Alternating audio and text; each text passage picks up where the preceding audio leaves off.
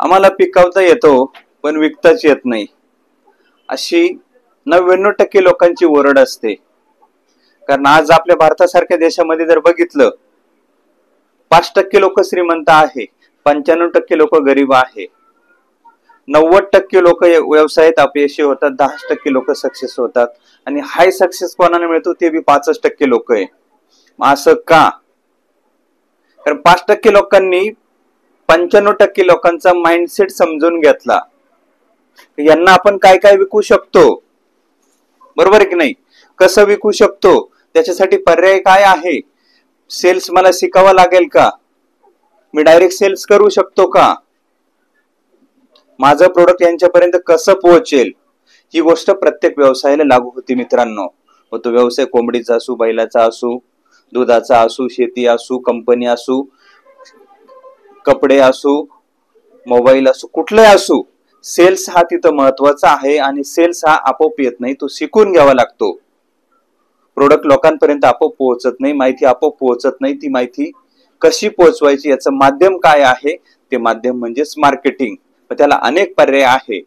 तर हाच पर्याय आपण आज आपल्या चॅनल वरती जाणून घेणार आहोत. तुम्ही व्हिडिओ बघत आहात, सर्वांचे मनपूर्वक स्वागत. व्हिडिओला नक्कीच जास्तीत जास्त शेअर करायचं आहे मित्रांनो, लाईक पण करायचं आहे आणि व्हिडिओ शेवटपर्यंत पण बघायचा आहे, बरोबर आहे की नाही. तर महत्वाचं, तर आपण जी कोंबडी विकण्यासंदर्भात माहिती देणार आहे त्या अगोदर एक महत्वाची अपडेट. जर कोणाला चिक्स वगैरे पाहिजे असेल, कावेरी, डीपी, सोनाली, बॉयलर, तर आपण चिक्स पण चांगल्या रेटमध्ये उत्तम क्वालिटीचे देत असतो. शिवाय 2 ते 2.5-3 महिन्याचा पक्षी आपण अंड्यांसाठी लसीकरण करून पण देत असतो, तो पण पोच. नक्कीच दिलेल्या नंबरवरती तुम्ही संपर्क करू शकता, व्हॉट्सअपला मेसेज करू शकता. तर मित्रांनो, आता महत्वाचा टॉपिक, कोंबडी विकायची कशी. तर काही महत्वाचे मुद्दे आहे, व्हिडिओ शेवटपर्यंत तुम्हाला बघायचा आहे. तर कोंबडी विकायची कशी, याला अनेक पर्याय आहेत मित्रांनो. कुठे विकायची, याला पण पर्याय आहे. मार्केटिंग कशी करायची, याला पण पर्याय आहे. लोक कोणती वस्तू घ्यायला तयार आहे, माती विकायला काढली तर लोक घ्यायला तयार आहे, पण त्याचं माध्यम कसं आहे, कोणतं माध्यम तुम्ही निवडता, हे अति महत्वाचं आहे. मग कुठे विकायची, कशी विकायची, कोणती विकायची. तर आता बॉयलरला तेवढं ओपन मार्केट येते, शिकून घ्यायची गरज नाहीये. पण आता महत्वाचा टॉपिक आहे कावेरी किंवा सोनाली. महत्वाचं मित्रांनो, मी कशासाठी पक्षी टाकले, मग मांसासाठी टाकले म्हणजे चिकन साठी टाकले का अंड्यासाठी टाकले. जर मी चिकन साठी टाकलेले आहे तर माझ्याकडे पक्षी विकायला किमान 70 दिवसाचा अवधी आहे. तर त्या पिरियड मध्ये मी काय केलं पाहिजे, मार्केटिंग ही केली पाहिजे ना. मग कुठे केली पाहिजे, हे बघा, व्यवसाय कोणताही असो त्याला मार्केटिंग ही महत्वाची असते. म्हणजे मी काय करतो याची माहिती लोकांपर्यंत पोहोचली पाहिजे. मग ती सोशल मीडियाच्या माध्यमातून असेल किंवा न्यूजच्या माध्यमातून असेल, XYZ कुठल्याही माध्यमातून असेल, पण ती लोकांपर्यंत पोहोचली पाहिजे. मग आता मला पक्षी विकायचा आहे, पण हल्ली काय होतंय माहिती का, पक्षी विकायला येईपर्यंत लोक निवांत, म्हणजे असं वाटतंय मी दुकान टाकून बसलोय ना, आता गिराईक माझ्याकडे येतच आहे. पण विकायला आले का मग ते खरबडून जागे होता. मग 2-4 फोन केला का हा म्हणतो नाही, तो म्हणतो नाही, तो म्हणतो नाही. त्याचा सिस्टम असा आहे मित्रांनो, कुठलीही गोष्ट विकायला यायच्या अगोदर तो घेणारा कोण आहे, माझ्याकडे एक लिस्ट पाहिजे. म्हणजे जर 70 दिवसांनी मला पक्षी विकायचा आहे तर 70 दिवसामध्ये मी दररोज एक कॉन्टॅक्ट मिळवला पाहिजे. मग आता हे मिळवायचे कसे, माझ्याकडे व्हॉट्सअप आहे, फेसबुक आहे, मी थोडीशी जाहिरात पोस्ट वगैरे टाकली पाहिजे. आज अनेक पोस्ट आपण शेअर करत असतो, मग स्टेटसला टाकलं पाहिजे. माझ्या पक्ष्यांच्या नावानं, एखाद्या फर्मच्या नावानं काहीतरी माझ्याकडे पाहिजे ना, बॅनर वगैरे, पक्ष्यांचे फोटो, मी काय करतोय हे तुम्ही जसं टाकाल तसं लोकही तुम्हाला कॉन्टॅक्ट करते आणि तुम्ही लोकांना कॉन्टॅक्ट केलं पाहिजे. मग आता मला चिकन साठी जर पक्षी विकायचा, याला घेणारे कोण आहे, चिकन शॉपवाले, व्यापारी आहे, भरपूर लोक आहे, पण मी त्यांच्यापर्यंत कॉन्टॅक्ट केला पाहिजे. एक रिलेशन त्यांच्याशी मेंटेन केलं पाहिजे, एक विश्वासन संपादन केला पाहिजे, कुठल्या तरी माध्यमातून मी त्यांच्यापर्यंत पोहोचलो पाहिजे.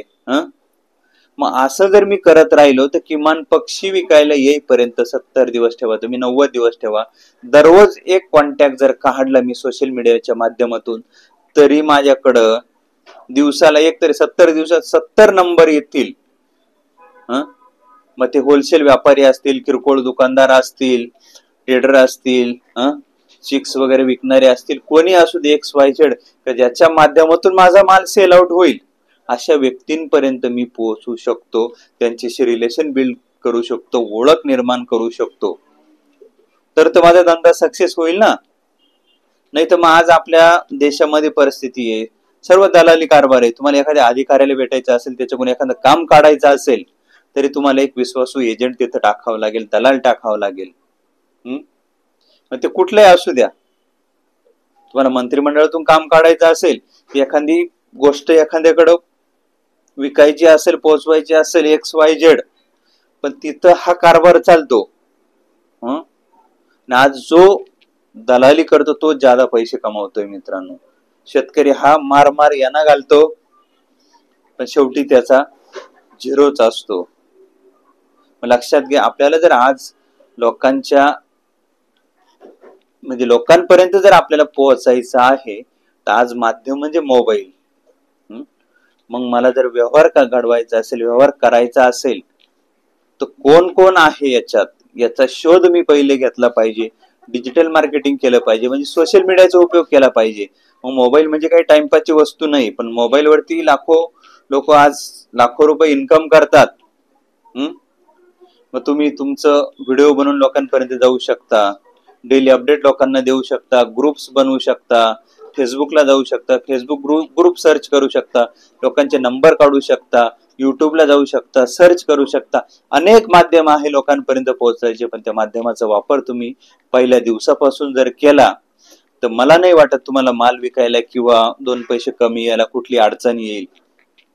नाही, आता मी तुमच्या पुढे पर्यंत पोहोचतोय म्हणजे हे एक माध्यमच झालं ना, बरोबर आहे की नाही. मग याचा प्रचार प्रसार योग्य माध्यमातून जर तुम्ही केला, तर तुमचा माल विक्रीला येईपर्यंत किंवा विकायला कुठलीही अडचण येणार नाही. किमान माझा पक्षी टाकल्यापासून विक्रीपर्यंत 100 नंबर मी मिळवले पाहिजे. किती पक्षी विकू शकतो ना, बरोबर आहे की नाही.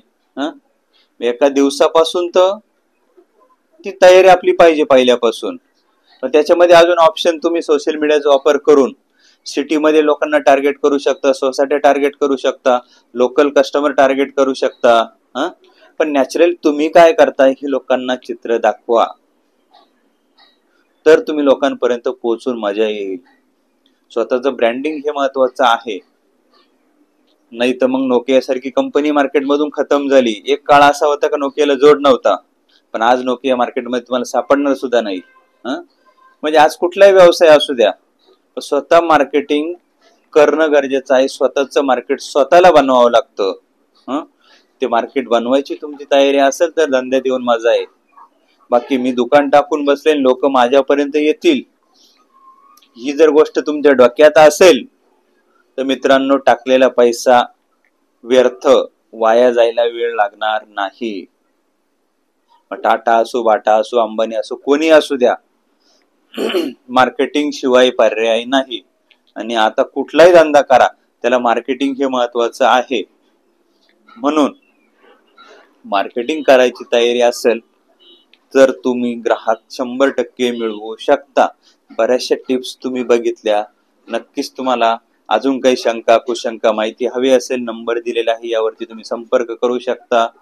शिवाय तुम्हाला चिक्स वगैरे लागणार असेल तर ते Kaveri, DP cross, boiler, Sonali, तर 100% चिक्स पण तुम्हाला मिळतील.